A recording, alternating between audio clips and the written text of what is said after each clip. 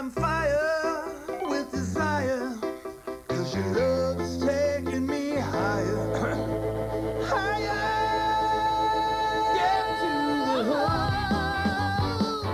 Get to the hook. Get to the hook. Get to the hook.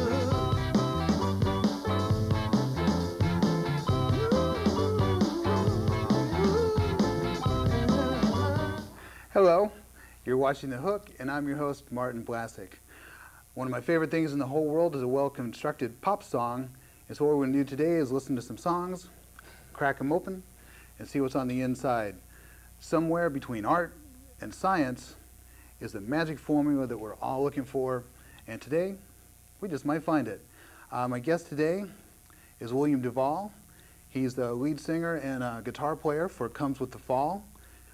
Very talented, powerful performer, and let's start off with a song. It's called No Need to Wonder. No Need to Wonder, Willam Duvall.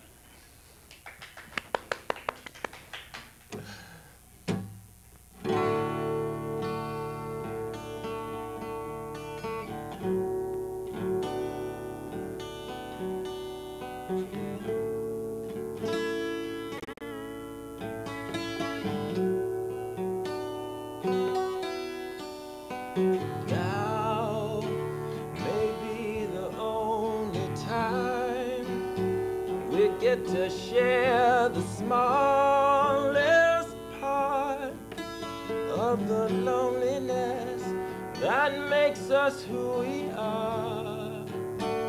It seems to be the way. You never seem to stay too long. When your work is done, you leave me high and dry, and God only knows why. I just can't get enough, 'cause there's no need to wonder why you pull me under, 'cause I can't stop to think about coming to my senses.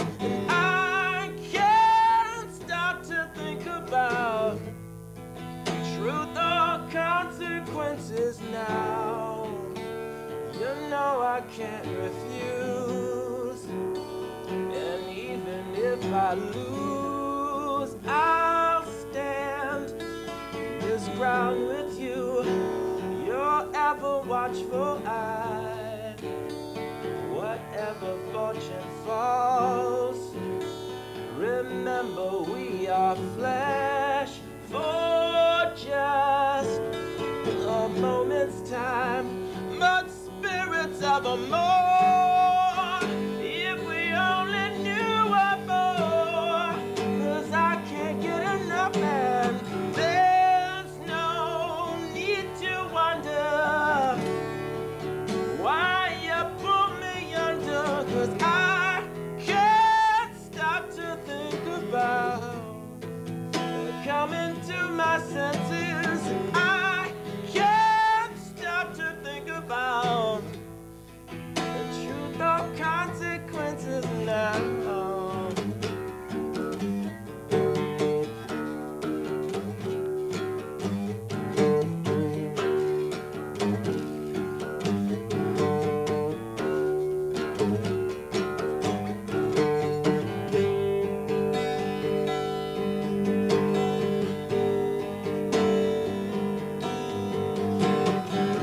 There's no need to wonder why you pull me under, 'cause I can't stop to think about coming to my senses, and I can't stop to think about truth or consequences now.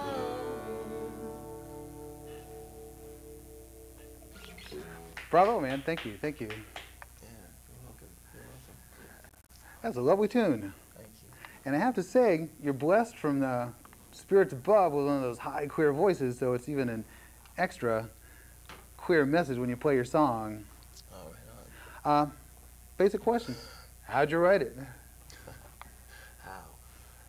Is it a new one, old one? This one's off our first album, so it's a couple years old. I guess this tune is it's basically a love letter to a friend, a dear friend of mine who was in some trouble, and I could see he was in some trouble.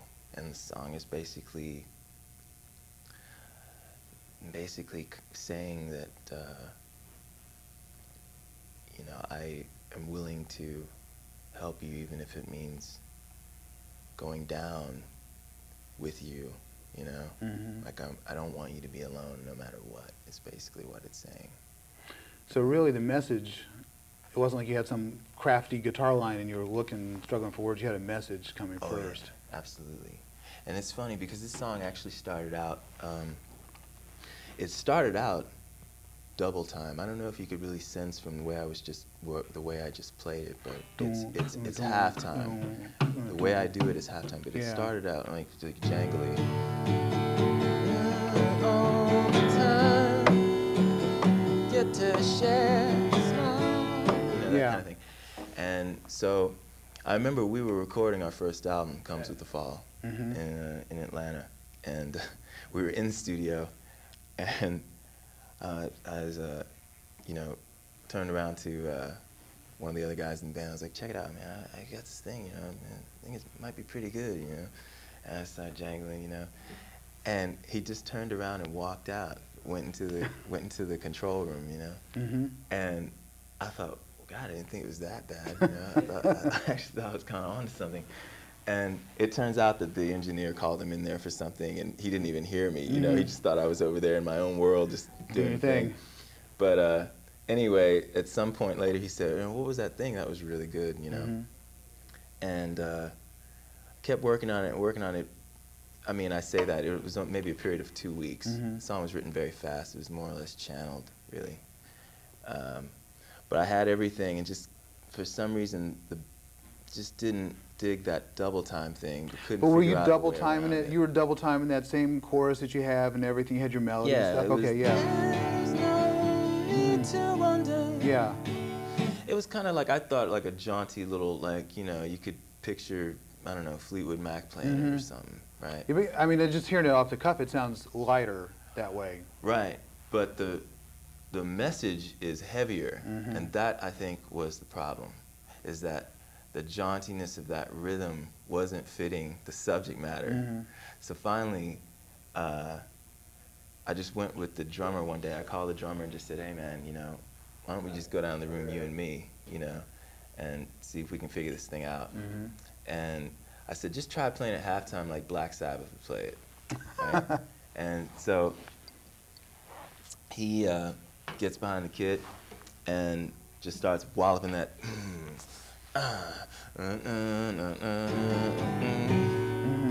I was like, there you have it, that's it. Yeah, it's certainly a powerful sound. But you know, what's interesting though, because it's like where the writing stops and the arranging starts, or, you know, there's kind of some crossover there too. But it sounds like you had your words together. Oh yeah. I mean, you were like singing your tune with that strummy thing. Oh yeah, yeah, totally. You had words, melody, same time kind of a thing? Yeah, as I say, the song was channeled. You know, it pretty much poured out, and I find that usually the best things do, you know. Sitting with an acoustic guitar just like you're doing right now? Yes. And then when we got to the band arrangement, I was telling you, the drummer and I just went down to the room by ourselves. That was electric, you know. See, I think that was the other thing too, is that you know, it translates one way when you're jangling along on an acoustic, you know, a double time. It kind of has this wistful feeling. Yeah. And it was all right, but how the band could play it was the issue. You know, like how to serve the subject matter, number one, and two, how to serve the vehicle that you're using to convey the tune. See, that's interesting. I'm glad to have you here today, because a lot of